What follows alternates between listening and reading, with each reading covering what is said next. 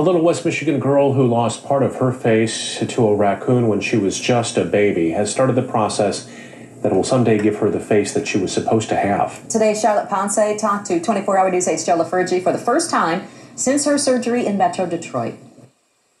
Charlotte's mom and dad brought her here to William Beaumont Hospital in Royal Oak outside of Detroit after seeing a news report on what their top plastic surgeon did for a little Honduran boy with a deformed nose. Well, she admits to missing her best friend. Hey, Lena. But knowing that she's so resilient. You want to tell her how you're doing? I'm doing really fine. It's hard to tell if Charlotte Ponce really wants to go home to Spring Lake from the hospital. I get a lot of attention. Work to restore portions of Charlotte's face, including her nose, bitten off by a raccoon back in 2003, has begun.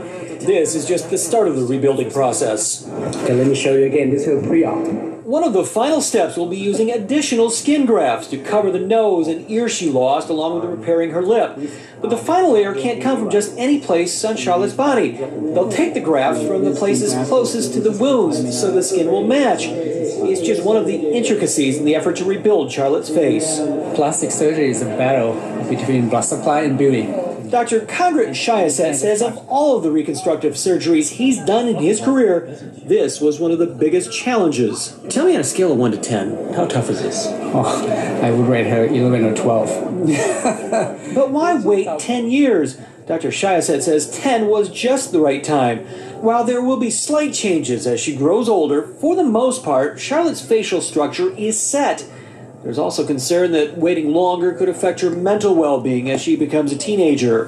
When the social isolation kicks in and teasing issue and self-esteem, self-image, that to me is higher impact than a little revision that she might require when she's older. Those revisions will include injections of fat into portions of her face all the way into adulthood.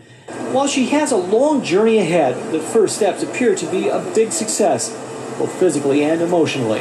I think it makes her feel like she's not alone in this anymore. You know, that people really do care about this little girl from out in the boonies, you know. Charlotte will return to William Beaumont Hospital in the next 6 to 8 weeks for round 2. We'll keep you updated on how she's doing. In Royal Oak, Joe LaFurgey, 24 Hour News 8.